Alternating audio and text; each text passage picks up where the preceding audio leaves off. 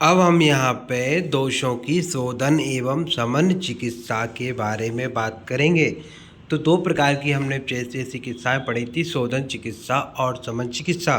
तो यहाँ पे श्लोक में बताया गया है कि शरीजानाम दोषाणाम क्रमेण परम औषधम बस्तिर बिरेको बमनम तथा तेलम घृतम मधु। अर्थात शरीर में होने वाले वातादि दोषों के लिए क्रम से परम औषध क्या क्या है, शोधन औषध और शमन औषध में जैसे शोधन औषधों की बात करेंगे, जैसे वात पित्त कफ, तो उसके वात के लिए वस्ती, पित्त के लिए विरेचन और कफ के लिए बमन। उसी प्रकार क्रम से वात पित्त कफ के लिए, वात के लिए शमन औषध तेल, पित्त जो है घृत है और कफ मधु। ठीक है। अगला है मानसिक दोषों के लिए उत्कृष्ट औषध। तो आचार्य वाग्भट ने मानसिक दोषों की चिकित्सा के लिए बताया है धी धैर्य आत्मादि विज्ञानम मनो दौ औषधम परम।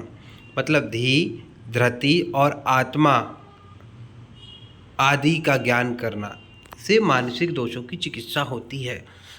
अब अगला टॉपिक आता है चिकित्सा के चतुष्पाद, जो बहुत ही महत्वपूर्ण टॉपिक है।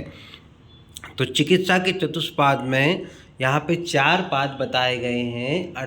जो चिकित्सा के चतुष्पाद के लिए मतलब एज फॉर एग्जांपल ऐसा आप समझिए कि हर की मतलब कोई भी, जैसे अपन को किसी का डिसीज़ का ट्रीटमेंट करना है, किसी भी रोग का ट्रीटमेंट करने के लिए, व्याधि का ट्रीटमेंट करने के लिए हमको इन चिकित्सा के 4 पैरों की ज़रूरत पड़ती है, जिसको चिकित्सा के चतुष्पाद बोला है। अर्थात 16 गुण भी माना गया है। 16 गुण क्यों? क्योंकि प्रत्येक गुण के मतलब जो प्रत्येक पाद है उसके 4-4 गुण होते, इस प्रकार 16 गुण भी बताए गए हैं। तो पहला इसमें भिषग द्रव्य अणु उपस्थाता रोगी पाद चतुष्टयम चिकित्सस्य निर्दिष्टम प्रत्येकम चतुर्गुणम। तो भिषग द्रव्य अणु, भिषग मतलब वैद्य अर्थात डॉक्टर, द्रव्याणी मतलब द्रव्य अणु मतलब औषध मेडिसिन हो गया, उपस्थाता मतलब हो गया परिचारक, और रोगी मतलब हो गया पेशेंट। ये जो 4 होते हैं ये चिकित्सा के चतुष्पाद होते। इन चारों के प्रत्येक 4-4 गुण होते हैं। तो जिनको आगे हम देखेंगे, तो सबसे पहले आता है वैद्य। वैद्य के गुण क्या होते हैं? दक्ष, दक्ष होना चाहिए मतलब वैद्य चतुर होना चाहिए। ठीक है। तीर्थ शास्त्रार्थ, तीर्थ शास्त्रार्थ मतलब जो हम जैसे बीएमएस का भी कर रहे हैं, तो बीएमएस में जो हम 4.5 साल पढ़ते हैं, तो 4.5 साल जो पढ़ते हैं तो वो पूरा थ्योरेटिकल नॉलेज होता है। तो हमको सभी प्रकार के शास्त्रों का ज्ञान होना चाहिए। उसी प्रकार जब हम 1 साल इंटर्नशिप करते हैं तो उसके लिए मतलब अपन विभिन्न प्रकार के प्रैक्टिकल करते हैं, पूरा मतलब एक दूसरे एक्सपेरिमेंट करते हैं। ठीक है। सीखते हैं, क्लिनिकल सीखते हैं। तो दृष्ट कर्मा जो बोला है उसी के लिए बोला। दृष्ट कर्मा मतलब बहुत बार बार उनने चिकित्सा कर्मों को किया हो, उसका अभ्यास किया हो। 2 हो गए। उसके बाद अगला है शुचि। शुचि मतलब होता है पवित्रता, मतलब एक्सटर्नल और इंटरनल दोनों प्रकार की हाइजीन को मेंटेन करने वाला। ठीक है। तो ये जो 4 गुण बताए हैं, पहला है दक्ष, फिर है तीर्थ शास्त्रार्थ, फिर तीसरा है दृष्टकर्मा और चौथा है शुचि। तो दक्ष तीर्थ शास्त्रार्थो दृष्टकर्मा शुचि भिषग।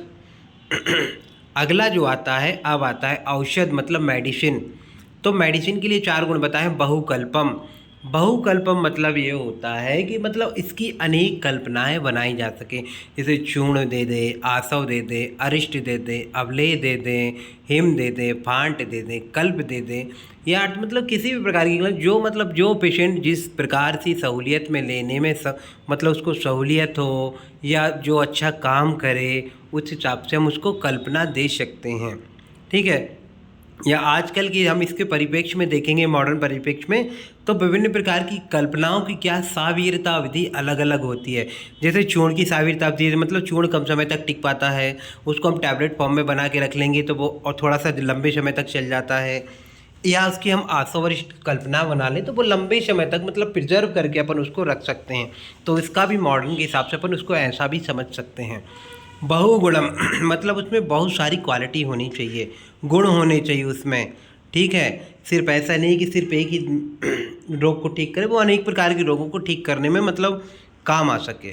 संपन्नम, संपन्न का मतलब होता है कि जिस हम व्याधि के लिए उसको दे रहे हैं उसको ठीक कर सके, या फिर ऐसा हम समझ सकते हैं कि मतलब कि हम ऐसा माने कि उसको जैसे कि मतलब उसकी जो रस गुण वीर विपाक आदि जो उसके अंदर पोटेंसी है, वो सब सारी चीज़ें उसके अंदर उत्तम मात्रा में हों, ताकि वो उस व्याधि का नाश कर सके।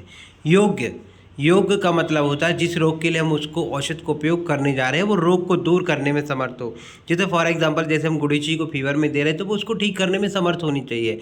ऐसा नहीं कि हमने उसको लिए दवाई दे दी तो उसको वो ठीक ही ना कर पाए, तो वो उस योग्य नहीं है।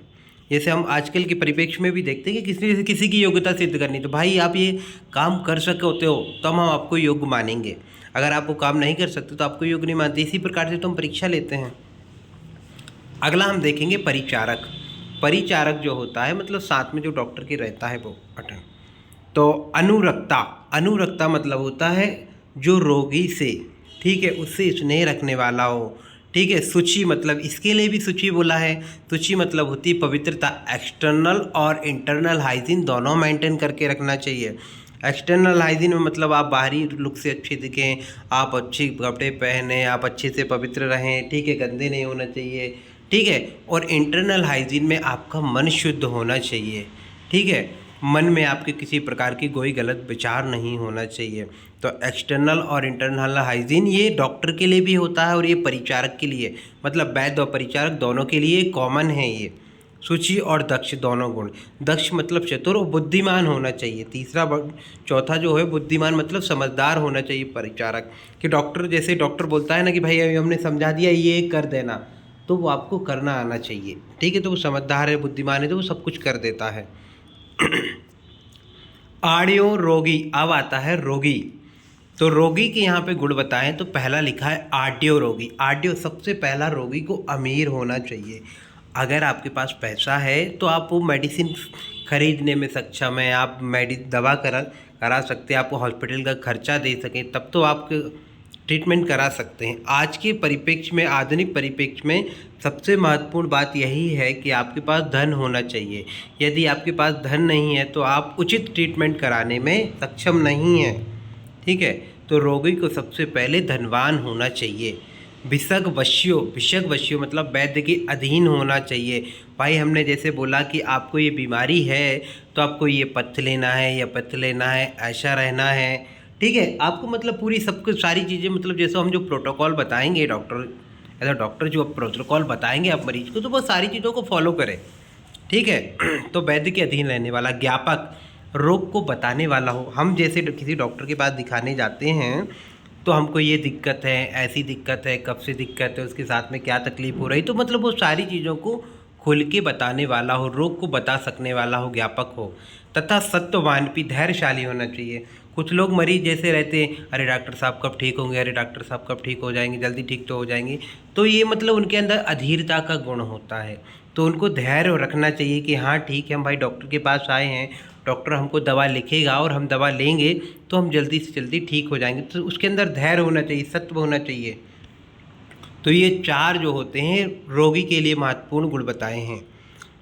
उसी प्रकार हम अगला देखेंगे तो हम रोग की बात किए हैं, तो उसी प्रकार चरक में भी सूत्र स्थान में भी वो जब पुनर्वसु आत्रेय और अग्निवेश संभाषा करते हैं तो वो बोलते हैं कि चिकित्सा की चतुष्पाद होने के पश्चात भी कुछ लोग मर जाते हैं, कुछ लोग मतलब बिना चिकित्सा के चतुष्पाद के भी उनको वो जल्दी ठीक हो जाती, तो उसका कारण क्या है।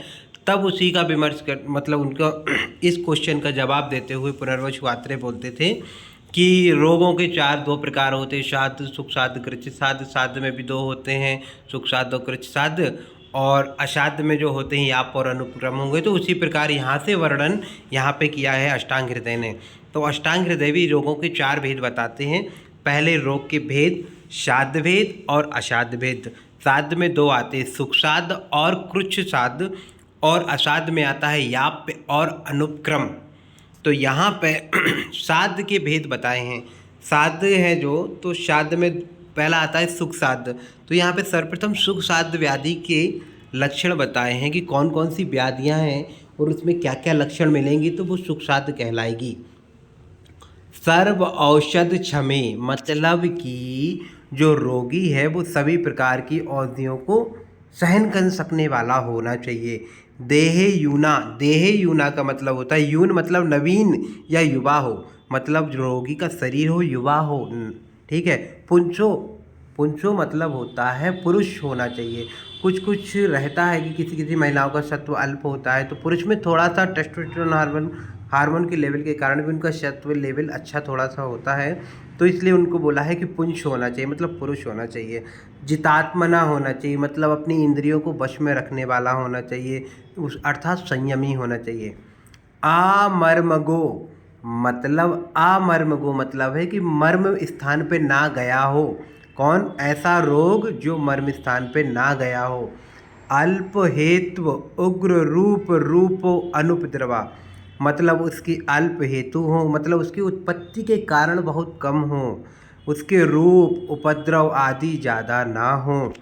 अतुल्य दूष्य, अतुल्य दूष्य का मतलब होता है उसके दोष और दूष्य दोनों जो हों अतुल्य हों। अतुल्य मतलब होता है अलग अलग होना चाहिए, विपरीत होना चाहिए, ठीक है। देश विपरीत होना चाहिए, प्रकृति ये जो है मतलब विपरीत होना चाहिए, समना होना चाहिए। पाद संपत्ति का मतलब होता है जो चिकित्सा के 4 पाद हैं वो संपन्न, मतलब चारों होना चाहिए, प्रेजेंट होना चाहिए, है ना। ग्रहेषु अनुगुणेषु, जो ग्रह हैं, जो बाधाएं हैं, जो सूर्य आदि जो ग्रह होते हैं तो वो हमारे अनुकूल होना चाहिए, ठीक है। एक दोषाणाम, एक दोष वाला होना चाहिए, जैसे सिंह पातज है या सिर्फ कपज है या पित्तज है, 2 दोष वाला या सन्निपातज होता है तो वो कृच्छ सात में चला जाता है। नव सुखा, नव सुखा नया उत्पन्न हो तो जो होता है वो सुख साध्य होता है। अगला हम उसी प्रकार से देखेंगे, कैसा? कृच्छ साध रोग। तो जो रोग शस्त्रादि साधना, मतलब शस्त्र क्षार अग्नि से साध होते हैं वो कृच्छ साध रोग कहलाते हैं। तथा जिन रोगों में सुख साध के अनुकूल और विपरीत लक्षण, जो हमने सुख साध के लक्षण बताए उनमें कुछ थोड़े से विपरीत और अनुकूल लक्षण मिक्स होते हैं तो वो कृच्छ साध में आते हैं।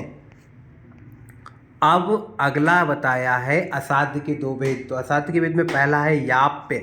याप्य का है शेषत्वो आयुषो याप्या, मतलब उसकी आयु शेष रह गई है तो बस वह व्यक्ति जीता है, ठीक है। और पत्त आहार विहार का सेवन करता है, बार बार पत्त आहार विहार का सेवन करता रहता है तो आयु के शेष रहने पर वो लगातार जीता है। यदि वो अपत्य आहार विहार का सेवन करे तो फिर वो व्याधि पुनः ज्यों को त्यों हो जाती है, मतलब पुनः उत्पन्न हो जाती है, जैसे तमकश्वास वगैरह है या और अन्य कई व्याधियाँ होती हैं। जैसे आज के मॉडर्न परिप्रेक्ष्य में हम देखें जैसे मधुमेह है, ठीक है, हाइपरटेंशन है, थायराइड है, तो इनमें आपको नित्य मतलब आपको परहेज की ज़रूरत रहती है, आपको नित्य दवा की ज़रूरत रहती है। अगर आप एक दिन भी मेडिसिन नहीं खाएंगे तो आपका बीपी फ्लक्चुएट हो जाएगा, आपका डायबिटीज़ का शुगर लेवल बढ़ जाएगा। तो इनमें आप ये याप रोग होते हैं, ठीक है, ये ठीक नहीं होते, लेकिन इसमें आपको नित्य दवा और पत्ताहार विहार का सेवन करना पड़ता है। अब अगले आते हैं जैसे अनुपक्रम, जो असाध्य होते हैं। तो जो रुख सुख साध्य के लक्षणों के विपरीत लक्षण वाले होते हैं और उसमें औत्सुक्य मोह आरती होती है, मतलब उत्कंठा होती है, विस्कंठा, उत्कंठा समझते हैं, मतलब जैसे उसको मतलब अंदर से बेचैनी सी होती है, उसको बोलते हैं अरे हम कब ठीक होंगे, ये होगा हमको कैसा, तो मतलब उसको अंदर से बेचैनी होती है, आरती होती है। इसका मोह, मन नहीं लगता है किसी भी चीज़ों में, वो अपने आप में घबराता है, कुछ सोचता रहता है, तो मोह चित्त का नाश हो गया हो, ठीक है। जिसको मृत्यु सूचक अरिष्ट दृष्ट अरिष्टो, जिनको मतलब उसको मृत्यु सूचक लक्षण दिखाई देते हो, मृत्यु सूचक मतलब अरिष्ट लक्षण दिखाई देते हो, और जिसकी अक्षनाशना दृष्टिर अक्षनाशन, ठीक है, तो जिसकी चक्षु आदि इंद्रियां नष्ट हो गई हों वो असाध्य रोगी कहलाता है, ठीक है। अब यहाँ पे बताया है कि साध्य लक्षण होते हुए भी किन किन रोगियों को अपन को या वैद्य को चिकित्सा नहीं करनी चाहिए। तो त्यज्यतार्थ किस किस को? जो वैद्य तथा राजाओं से द्वेष रखते हैं। विसग भूपेर दुष्टम तेसाम दुष्यम दुष्यम, अर्थात जो वैद्य या राजाओं से द्वेष रखते हैं या जिनसे वैद्य और राजा द्वेष रखते हैं। हीनोपकरणम, जिसके पास चिकित्सा के साधन नहीं है। वही बात आ गई यहाँ पे ऑडियो रोग वाली, मतलब आपके पास पैसा है, आपके पास धन है, तो आप साधन जुटा पाओगे, तभी तो आपका ट्रीटमेंट करेंगे। व्यग्र विधेयम, जो काम में फंसा हो, जिसके पास समय नहीं हो, वो हमारे पास ट्रीटमेंट कराने आएगा, हम उसको मेडिसिन देंगे, लेकिन वो टाइम पे खा नहीं रहा, परहेज नहीं कर रहा है, पत्ता पत्ता का सेवन नहीं कर रहा है, पालन नहीं कर रहा है, तो उसको मेडिसिन फलदायी नहीं होगी, तो उससे हमको अपयश की प्राप्ति होगी। कि ऐसे जैसे आजकल के आधुनिक परिप्रेक्ष्य में हम देखेंगे तो बोलते हैं कि भाई हम उस डॉक्टर के पास गए थे, हमने उसका ट्रीटमेंट कराया, लेकिन हमको कोई आराम नहीं मिला, तो उससे क्या अपयश की प्राप्ति होती है। लेकिन वो ये नहीं बताएगा कि हमने पत्ता पत्ता का सेवन नहीं किया, पत्ता पत्ता का पालन नहीं किया, ये सब चीज़ें नहीं बताएगा, तो उससे क्या हो, अपयश की प्राप्ति होती है। तो ऐसे लोगों का ट्रीटमेंट नहीं करना चाहिए। गतायु मतलब जिनकी आयु जाने वाली हो, या जो बिल्कुल मरणासन्न व्यक्ति हो, जो अपनी आयु जी चुके हों, ठीक है। चंड हो चंड हो, क्रोधी हो, शोकातुर है, मतलब जो शोक में डूबे हैं, उनको विभिन्न प्रकार की चिंताएं आकृत हैं, ठीक है। जो डरपोक व्यक्ति हैं, ठीक है। और कृतघ्न, कृतघ्न मतलब जो उपकार ना मानते हो उनका, कि भाई हमने जैसे आपको कोई बीमारी और हमने आपकी बीमारी ठीक कर दी और आप उसका उपकार नहीं मानते, बोले हाँ, कुछ भी मतलब बोल देते हैं उसके लिए कि अरे आपसे ठीक नहीं हो ये वो, तो मतलब वो उसका उपकार नहीं मानते हैं। और वैद्य ना होते हुए भी जो अपने आप को वैद्य ना वैद्य मानता है, उसको भी, मतलब कुछ कुछ लोग रहते हैं आधुनिक परिप्रेक्ष्य में, आज के मॉडर्न ज़माने में हम देखेंगे तो कुछ लोग रहते हैं, जैसे किसी का हम ट्रीटमेंट करते हैं तो वो दुनिया भर से गूगल से, यूट्यूब से सर्च करके आता है। आज के ज़माने की हम बात करेंगे तो जैसे वो दुनिया भर की बहुत सारी चीज़ें होती, पहले से गूगल से सर्च करके आता है, यूट्यूब से देख के आता है, मतलब वो वैद्य ना होते हुए भी अपने आप को वो वैद्य जैसा समझता है।